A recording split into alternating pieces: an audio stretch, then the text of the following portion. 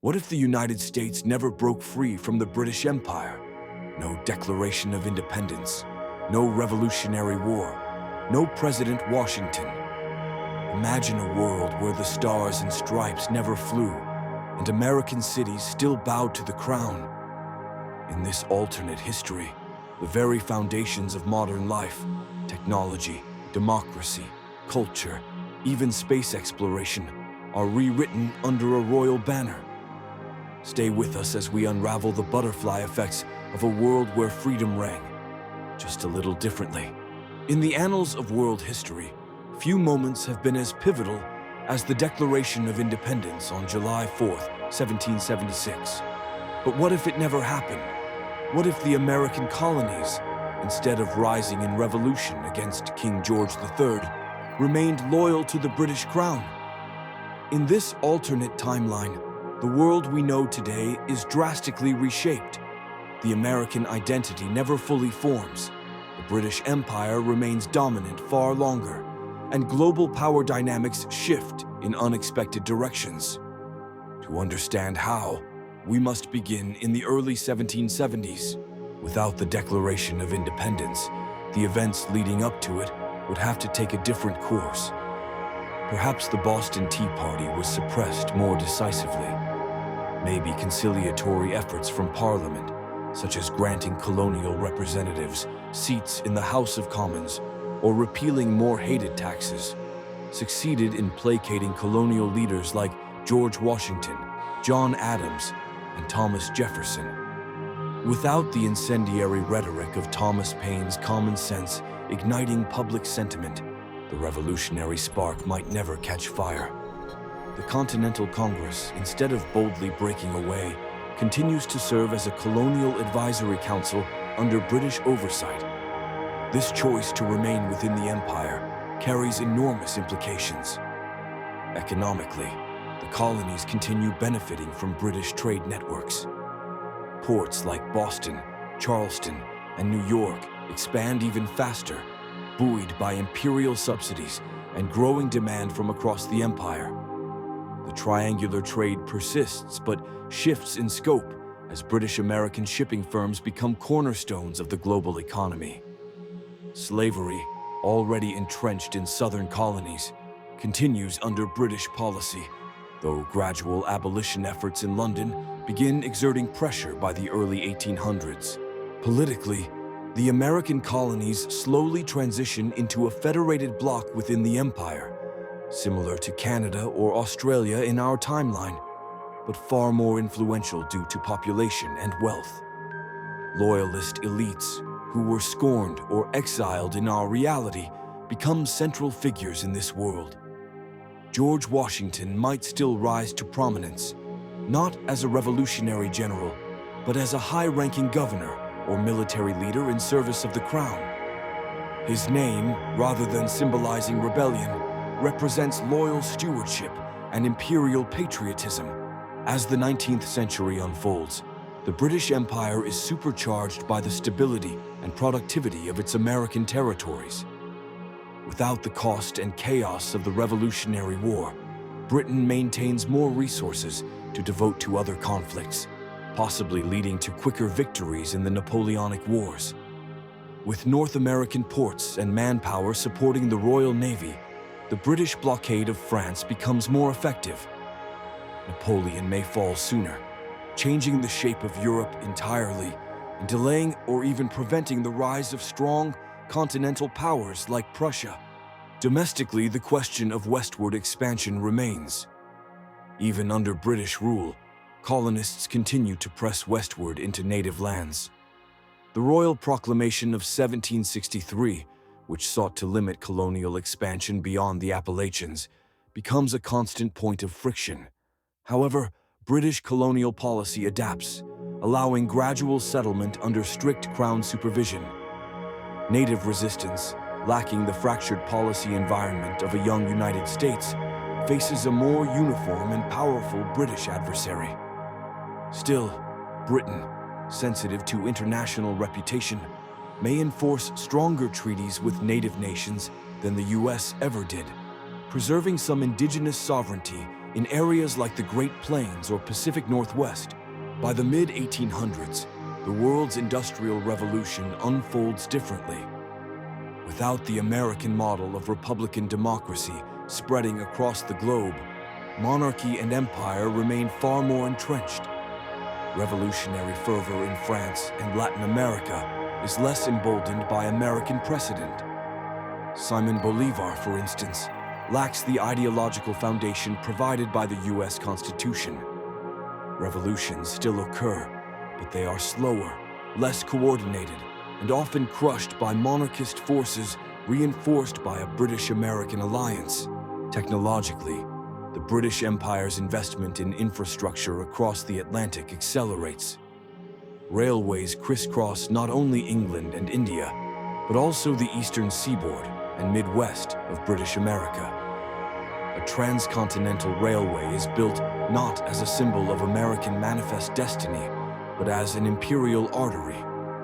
The telegraph, steamship, and early electricity networks connect imperial nodes from London to New Delhi to Philadelphia to Cape Town. Slavery, one of the darkest stains on both British and American history, plays out differently as well. In this alternate world, the British abolition of slavery in 1833 affects all imperial territories, including the American colonies. Without a U.S. Civil War, slavery ends earlier across the South. However, its abolition is more economically disruptive and possibly less socially transformative. Freed slaves may receive compensation or land grants, but deep racial hierarchies persist, now woven into the class-based structures of imperial governance, rather than the race-based nationalism that emerged in the post-bellum United States. Immigration takes on a unique shape in this loyal America. Irish, Italian, German, and later Eastern European immigrants still flood into the colonies, drawn by industrial jobs and land. But they arrive as British subjects under the auspices of the Crown. American cities swell, becoming imperial metropolises governed by viceroys and administrators rather than presidents and senators. New York, in this world, becomes the imperial city, second only to London in influence, with its own houses of parliament modeled after Westminster. The colonies eventually gained dominion status by the early 1900s, much like Canada or Australia in our timeline, but their sheer size and wealth placed them at the heart of the empire. World War I erupts in Europe in 1914. In our reality, the United States initially remained neutral, but in this timeline, British America is immediately involved as an integral part of the empire. American troops fight under the Union Jack from the outset.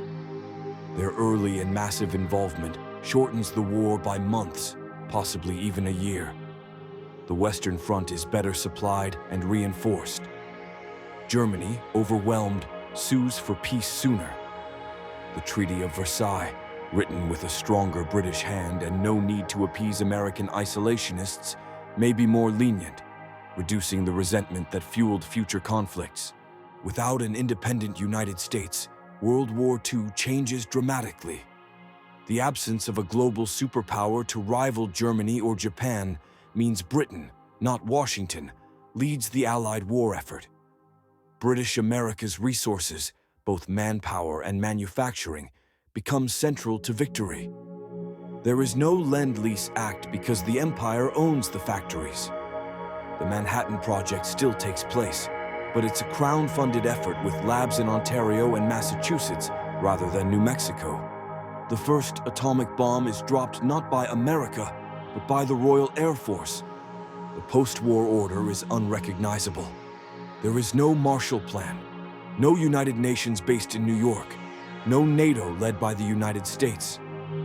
Instead, a reconfigured Imperial League of Dominions, Britain, India, British America, Australia, South Africa, becomes the dominant force. The Soviet Union remains a threat, but with no Cold War superpower rivalry between Washington and Moscow, tensions evolve differently. Instead of ideological containment, The struggle is more economic and diplomatic, with British intelligence and imperial diplomacy shaping the balance of power. Meanwhile, the civil rights movement, so potent in 1960s America, looks very different. Without U.S. institutions to protest against, Black and Indigenous activists in British America face the Crown's slower, more bureaucratic mechanisms. Reform happens, but less spectacularly. There are no civil rights acts signed by presidents, but incremental changes issued by royal decree or achieved through parliamentary reform. Martin Luther King Jr., if he exists at all in this world, might be a barrister or cleric working within the imperial system rather than marching in Selma. Culturally, the world loses something enormous. American music, film, literature, and consumer culture, so influential in our timeline, emerges instead as British American culture. Hollywood exists, but as a royal studio under strict moral and political oversight. Jazz and rock and roll spread across the empire, but their rebellious edge is dulled. British American athletes dominate the Olympics under the Union Jack.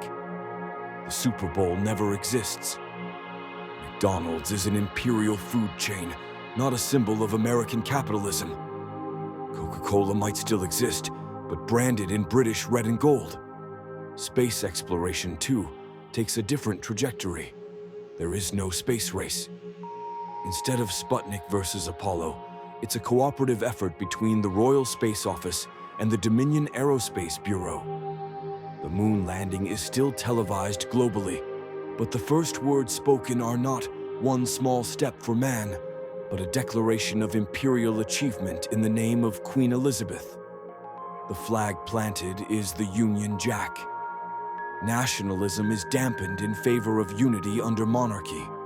Fast forward to today, and the absence of an independent USA has reshaped every facet of geopolitics. Global finance flows through a twin hub of London and New York, both imperial cities. The dollar never becomes the world's reserve currency. Instead, the imperial pound holds sway. There is no Silicon Valley as we know it. Technology hubs develop in imperial science parks across Toronto, Boston, and Manchester. Innovation is slower but more regulated, channeled through crown institutions and public-private partnerships. And with no United States projecting hard power globally, a different type of global order emerges. There are fewer unilateral interventions. No Vietnam War, no Iraq War. British America favors stability and economic leverage over direct action.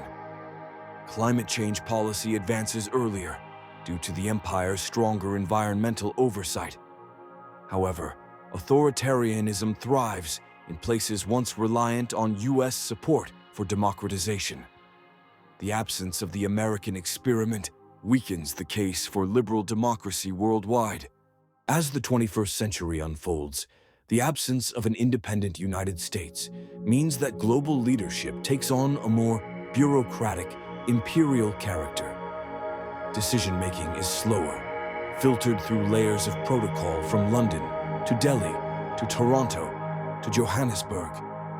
In this world, multilateralism is the rule, not the exception. The British Empire, now often referred to as the Imperial Commonwealth, oversees a global governance structure built on precedent, compromise, and hierarchy rather than charismatic leadership or rapid economic disruption. It is stable, even enlightened in some areas, but less agile. There are no American decades. The tech boom, the post-Westward economic miracle, the roaring 1980s, all are tempered or redirected into more moderate imperial trends. The internet, for instance, evolves as a public infrastructure project, not as a product of venture-backed Silicon Valley. It's rolled out more slowly, but with greater equity across imperial territories. Social media is government-regulated from the start, framed as a tool for civic unity rather than self-expression. Platforms like CivicNet and ForumLink dominate, with built-in censorship protocols guided by Crown policy. There's no Facebook, no Twitter, no TikTok. Dissent is quieter, less viral, and more likely to be addressed in formal petitions to Parliament than in mass online movements. This has profound implications for political activism. The Arab Spring never materializes in its familiar form. There are fewer democratic uprisings inspired by Western media. Global youth culture, though vibrant, is more conservative, shaped by imperial educational standards and a media landscape carefully curated by state broadcasters. In the absence of the American model, revolutionary energy has fewer templates to follow. Change happens, but it is bureaucratic and institutional rather than populist or radical. The ripple effects even touch language. English remains dominant across much of the world, but it is the Queen's English, or rather, the Empire's English, that prevails. Americanisms never fully emerge. Words like elevator, sidewalk, and apartment are replaced with lift, pavement, and flat, even in places like Texas and California, which remain proud dominions of the Crown. Accents shift accordingly. A Londoner and a Bostonian sound more alike than different. The very cadence of global speech is shaped by royal broadcasters and educators, not Hollywood scripts or TikTok creators. In global diplomacy, the absence of American exceptionalism means no Pax Americana. Instead, the world lives under what historians come to call Pax Britannica II. It's a more distributed peace, reliant on long-standing imperial alliances and legalistic conflict resolution. There's less room for brash unilateralism. But this comes with drawbacks. Genocides and humanitarian crises often go unanswered for longer stretches as the empire debates, drafts motions, and awaits consensus across its vast dominion network. China's rise plays out differently too. Without the US as a foil, China grows into its modern role more slowly and cautiously. The British Empire, with deep roots in Hong Kong, India, and Southeast Asia, checks Beijing's ambitions with diplomatic entanglements and economic partnerships. Rather than a G2 world of US versus China, a multipolar order emerges. London, Beijing, Delhi, and possibly a semi-autonomous Berlin serve as the four axes of global influence. Taiwan, without American backing, negotiates a more complicated existence, perhaps remaining officially neutral while hosting imperial advisors and Chinese emissaries alike. In Latin America, the story is subtler, but just as profound. The lack of a northern republican model stunts the spread of anti-colonial revolutions. Spain and Portugal maintain stronger grips on their colonies for decades longer. Eventually, independence comes, but it is mediated by London and framed within a global imperial order. Brazil might become a dominion in its own right, trading sugar and oil through imperial shipping lanes. Argentina and Chile might look more like imperial protectorates than US-backed democracies.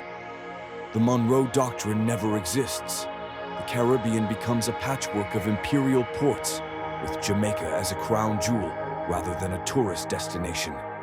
Africa, too, is different. In our timeline, decolonization was often rushed and violent, driven by Cold War pressures and modeled on American self-determination. But here, British Africa undergoes a more protracted transition, less inspired by American ideals, more shaped by gradual reforms and managed autonomy. Nigeria, Kenya, South Africa, each becomes a dominion under the empire, with internal parliaments, royal governors, and strong trade ties to the metropole. Racism and inequality persist, but without the Cold War's ideological fuel, proxy wars and coups are fewer. In the Middle East, the absence of US involvement leaves the region under more direct British and French control for far longer. Israel may still form, but without the same level of American support, its founding might be delayed or its borders drawn differently. The British, always more diplomatically cautious, might attempt a tripartite confederation, Jewish, Arab, and Christian, with shared rule in Jerusalem. Whether such a structure holds is debatable, but its founding is shaped more by imperial diplomacy than Cold War urgency. Oil development proceeds under British contracts, with profits flowing directly to London and Ottawa, rather than to Exxon or Chevron. Even culture at the individual level is changed. Without the idea of the American dream, global aspirations look different. Success is not measured by individual wealth or entrepreneurial risk, but by status within imperial institutions, civil service, trade guilds, academic societies.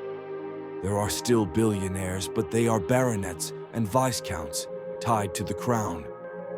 A Silicon Valley mogul becomes Lord Zuckerberg of San Francisco. Elon Musk is Baron Musk of Pretoria, funded by the Imperial Office of Scientific Advancement rather than private capital. Sports, once a driver of soft power, also evolved differently. Without the USA's Olympic dominance, medals are spread more evenly across the empire. Basketball never reaches the heights it does in our world. American football is a regional pastime in the Southern Dominions, eclipsed globally by cricket, rugby, and soccer. The World Cup remains the planet's premier sporting event. Imperial competitions, the Empire Games, the Queen's Cup, eclipse even the Olympics in prestige. As for space, the lack of nationalistic competition slows progress, but also makes it more sustainable. Colonization of Mars is decades behind, but Earth orbit is more regulated. No space junk crisis looms. The Moon has an Imperial Lunar Station, jointly operated by British Americans, Australians, and Indian scientists. It serves as a symbol of unity, not conquest.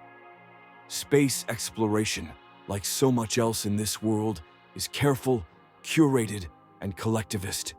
Education, too, is reshaped. Instead of the Ivy League, the premier institutions are the Royal Colleges of Cambridge, Boston, the Imperial University of Toronto, and Oxford, Calcutta.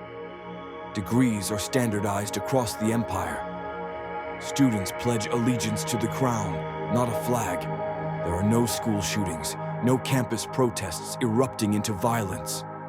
But there is also less creative disruption. Genius still emerges, thinkers, poets, programmers. But their work is absorbed into institutional frameworks rather than sparking global revolutions. Even the calendar feels different. July 4th is not Independence Day. It is Imperial Unity Day, commemorating the signing of the Anglo-Colonial Charter of 1776, a document that reaffirmed American loyalty in exchange for greater autonomy and representation. Fireworks are still set off, but in honor of Queen Victoria or King Charles III. Thanksgiving becomes a harvest festival shared across the empire. There is no Memorial Day, only Remembrance Sunday. In this alternate world, the British Empire never fell, but neither did it remain static. By 2025, it is a sprawling, multicultural, multinational entity. Its institutions are creaky, bureaucratic, but enduring. It faces crises, climate change, cyber warfare, population pressure, but handles them with imperial scale and imperial pace. There is no land of the free, but there is a world more globally integrated, less polarized, and in many ways, less violent. But it is also a world where individuality is often sublimated to order, where innovation is sacrificed for protocol, where rebellion never became revolution. And so, we are left with the question, what is the cost of stability? In a world where America never declared independence, we gain unity, continuity, and a powerful, cohesive empire. But we lose the spark, the risk, the chaos, the rebellion that made the modern world what it is. In trading freedom for order, we built a different civilization. one no less vast. But perhaps, in the quiet of a world without fireworks on the 4th of July, one less alive.